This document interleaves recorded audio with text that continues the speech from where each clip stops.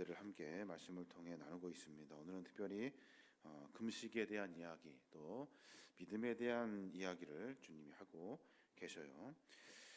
여러 이야기가 있습니다만은 첫 번째 이야기, 금식에 대한 이야기를 우리가 함께 보게 되는데, 금식은 신앙생활에서 매우 중요한 부분을 차지하고 있어요. 율법 시대에도 공식적인 금식일을 정합니다. 특별히 1년에 딱 한 번 대속죄일에 온 이스라엘 백성들이 금식해요. 또 유대인들은 이 당시 살았던 때가 신구약 중간기니까 그때 제정된 네 차례의 공식적인 금식일이 있어요. 한 번은 예루살렘이 바벨론에 포위될 때, 또 예루살렘이 함락됐을 때, 그리고 성전이 파괴되었을 때, 그리고 예레미야 시대에 유다 총독 그달리아야가 살해됐을 때, 그때 유대인들은 이렇게 네 번 또 공식적으로 금식을 하게 됩니다. 그러니까 총 5번의 금식일이 1년에 정해져 있어요.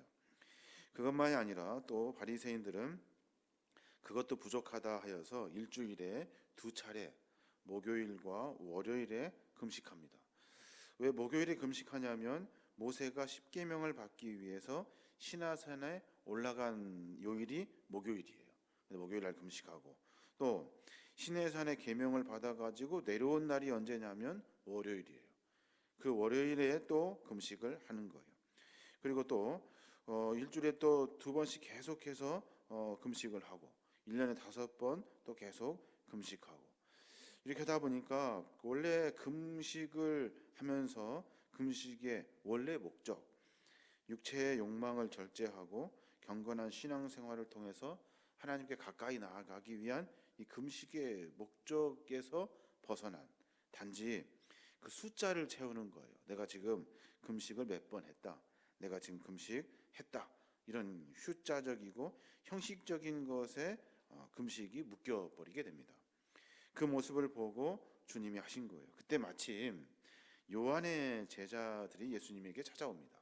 요한의 제자, 그러니까 세례 요한의 제자인데, 그 당시 아마 헤롯 안디바에 의해서, 그 안디바가 이복 동생 헤롯 빌립의 아내 헤로디아를 자신의 아내로 취한 이 부도덕한 사건이 있었죠. 그 사건을 세례 요한이 아주 질타를 합니다. 그래서 아마 감옥에 갇혔던지 아니면 세례 요한이 죽었던지 하는 그때쯤일 거예요. 근데 그때 세례 요한의 제자들이 와가지고 예수님께 바리새인들과 우리는 금식하는데 왜 당신의 제자들은 금식하지 않습니까? 라고 말해요. 그날이 아마도 금식하는 날이었고 그들은 금식하고 왔던 모양이에요. 그 이야기를 듣고 주님이 하시는 말씀이에요. 금식이 뭐냐 도대체? 왜 금식해야 하는가에 대한 이야기를 하고 계셔요. 금식을 왜 합니까?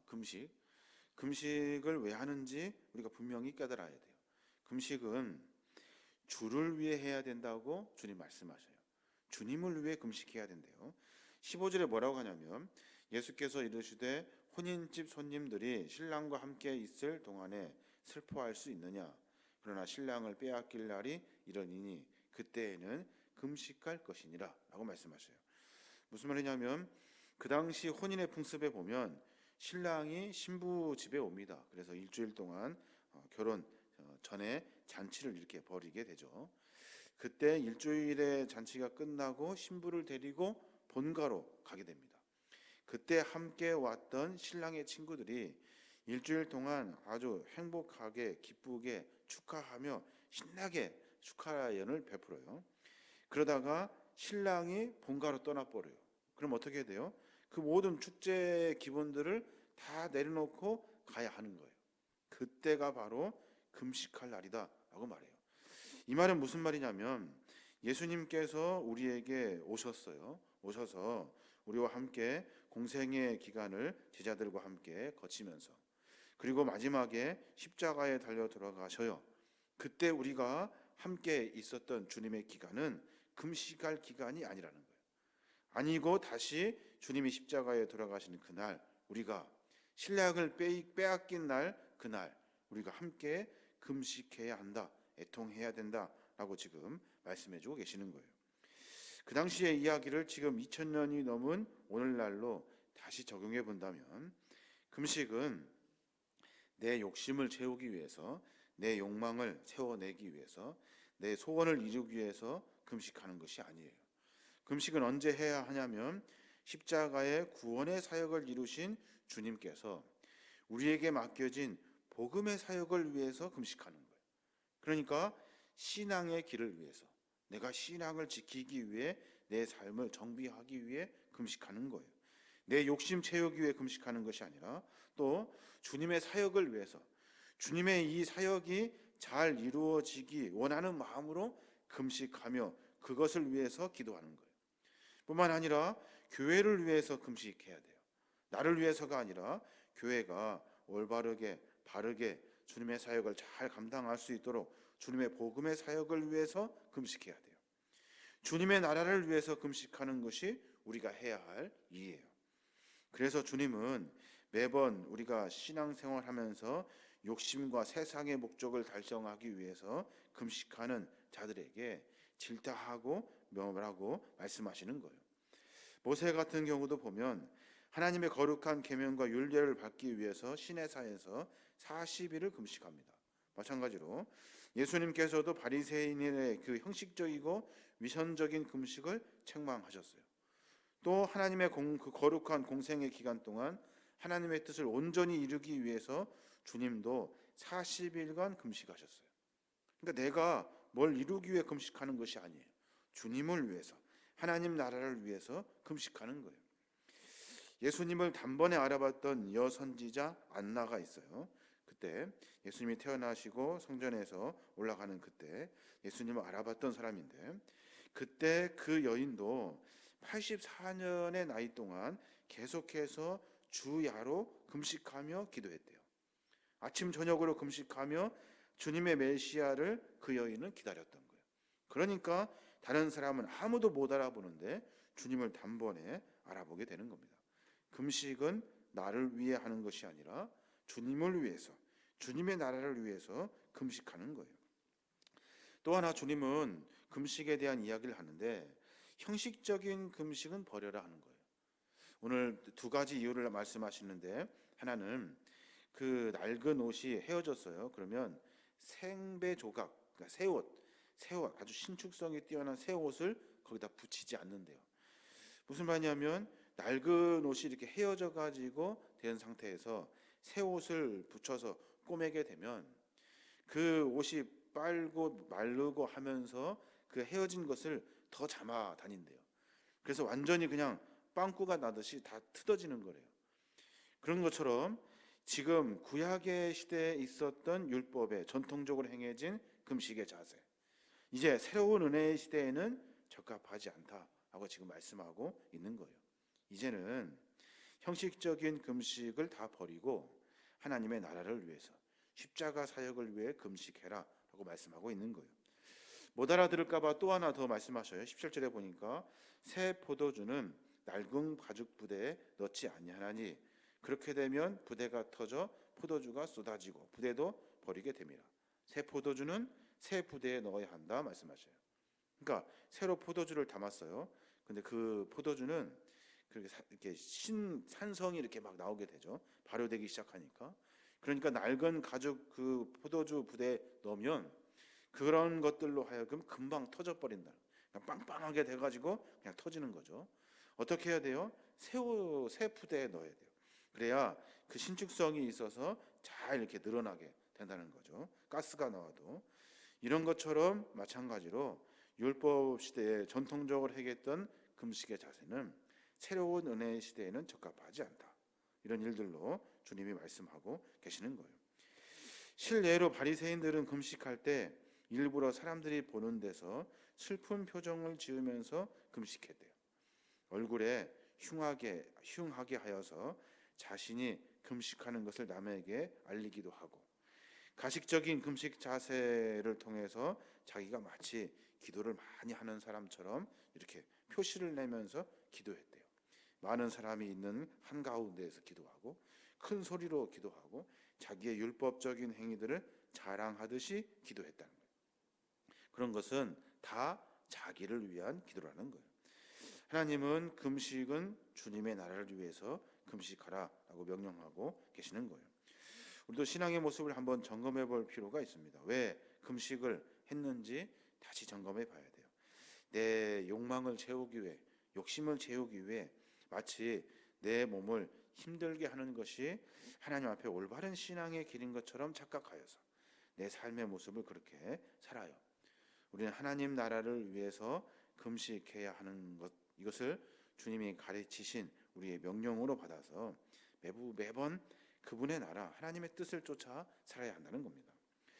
또 하나의 이야기가 있는데, 하나는 그 회당장의 딸을 살리신 이야기하고 혈루증 여인을 고치신 이야기가 기록되어져 있어요.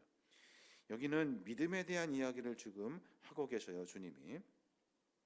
회당장의 이야기, 그러니까 18절에 보니까 예수께서 이 말씀을 하실 때 한 관리가 와서 절하며 이르되 내 딸이 방금 죽었사오나 오셔서 그 몸에 손을 얹어 주소서 그러면 살겠나이다 하니 라고 말해요. 여기에 말하는 한 관리가 누구예요? 회당장이에요. 회당에서 일하는 사람. 회당이 왜 생겼어요? 그 바벨론의 포로 생활로 하여금 성전을 다 파괴되고 빼앗겼거든요. 그때 회당을 만들어서 유대인들이 모여서 신앙생활도 하고 율법도 가르치고 예배도 드리고 재판도 했던 곳이 회당이에요. 그 회당에는 10명의 관리들이 있었어요. 이 당시에. 그때 그 관리 중에 한 명이 예수님에게 찾아온 거예요. 이것은 대단한 일이에요. 왜냐하면 이 유대 사회의 사회적 통념을 깨는 아주 특별한 사건이에요. 예수님을 인정하는 사건이 되고 예수님이 하는 일들을 회당에서 가르치는 율법 선생이 인정하니까 율법적으로도 맞는 것이 돼요. 이 일을 통해서 주님이 그를 통해서 하나님의 나라에 대한 이야기를 또 설명하시고 그 일들을 이루어 가시는 거예요. 그가 와서 예수님께 엎드려 전합니다. 이 광경을 모두가 다 쳐다봐요. 그때 밤에 왔던 니고데모 있죠. 밤에 예수님을 찾아왔던 사람. 그 사람은 밤에 와요.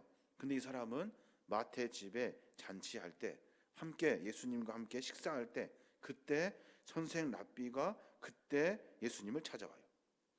원로였다고 이야기해요. 원로였던 그 사람이 종교의 지도자인 그 사람이 30대 초반인 젊은 나이에 예수에게 찾아와서 절하면서 이야기해요. 내 딸이 죽게 되었습니다. 내 딸이 거반 죽어갑니다. 내 딸을 좀 살려주십시오. 오셔서 그 몸에 손이라도 대어주십시오. 라고 하는 이야기를 거기에 있는 사람들이 다 들어요.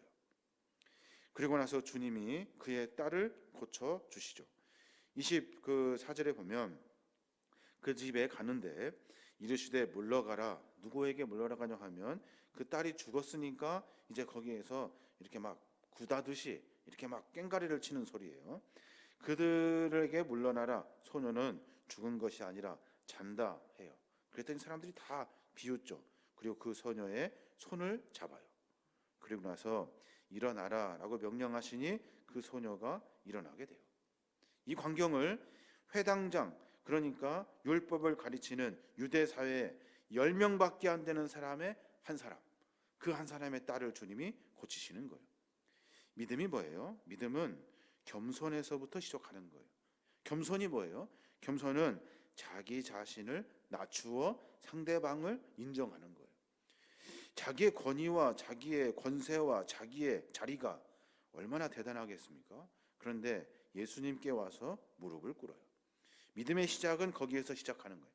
세상의 방법으로 살다가 주님 앞에 나와 고개를 조아리고 무릎을 꿇고 주님을 인정하고 기도하는 것. 이것이 우리의 신앙의 자세가 되어야 하는 거예요. 믿음은 그런 거예요. 거기에서부터 시작하는 겁니다. 또 누구를 고칩니까? 혈루증 여인을 고치죠. 여러분 잘 아시는 이야기예요. 혈루증을 앓는 여인을 주님이 고치셔요. 그 여인도 마찬가지.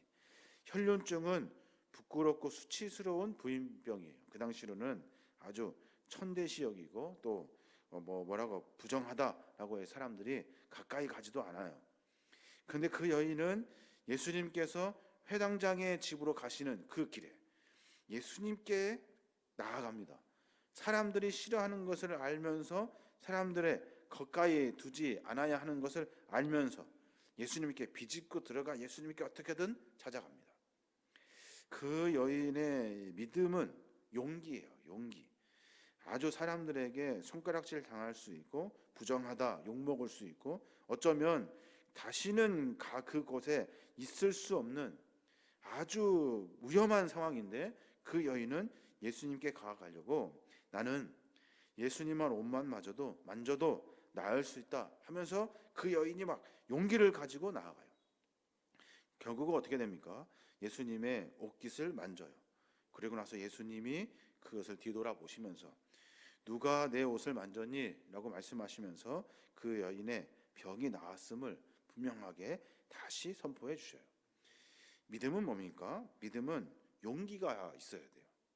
성전에 나오는 용기, 주님을 찾을 수 있는 용기, 내가 생각했던 것을 포기하고 그것을 포기하고 다시 주님을 찾을 수 있는 용기. 그 용기가 있지 않으면 믿음은 자라지 않아요. 그러니까 주님의 옷자락을 만지면 나을 것이라 라는 마음을 가지고 사람들이 다 있는데 그 부정한 여인이 그것을 뚫고 그 예수님을 만나러 간 거예요. 그 여인을 통해서 믿음의 용기를 우리가 알아보게 됩니다. 우리의 신앙의 삶의 모습을 한번 깊이 생각해 볼 필요가 있어요. 저는 이 말씀을 묵상하면서 믿음이란 무엇인가에 대한 고민을 다시 해보게 돼요. 믿음은 뭡니까? 믿음은 먼저 용기가 있어야 돼요. 용기. 내가 다른 것들이 아니라 다 포기하고 내가 손해 나는 것들을 다 포기하고 주님께 나아갈 수 있는 용기. 믿음은 뭡니까? 겸손함이에요. 내가 생각하고 내가 판단하고 내가 할 수 있는 것이 훨씬 더 객관적이고 합리적인 것을 다 버려버리고 오로지 겸손한 모습으로 주 앞에 나아가는 거예요. 주님 주십시오. 주님이 하십시오 맡기고 주님이 하실 것을 기대하는 겸손. 내 자신을 낮추어 하나님을 높여드리는 겸손. 이것이 믿음의 시작이라는 거예요. 이 이야기를 기록하면서 많은 사람들이 이 이야기를 읽어냅니다. 그러면서 그 마음 가운데 겸손과 용기의 믿음을 가져요.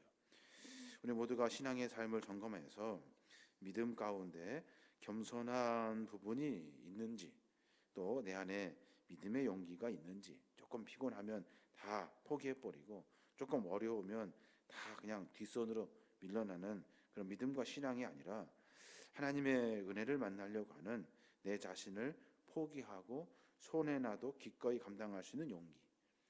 그 용기를 가지고 신앙의 믿음을 점검해 봐야 하는 겁니다. 오늘 하루 가운데 믿음의 삶에 여러 일들이 있어요. 그 가운데 겸손함으로 믿음을 완성해 가시기 바랍니다. 용기 있는 믿음을 가지고 믿음을 또 완성해 가는 거예요. 그래서 마지막에 거룩한 믿음의 삶의 여정을 통해서 주님의 은혜를 누릴 수 있기를 바랍니다. 저와 여러분이 그런 삶으로 말미암아 마지막까지 승리하시는 믿음의 자녀들 되시길 주님의 이름으로 축원합니다.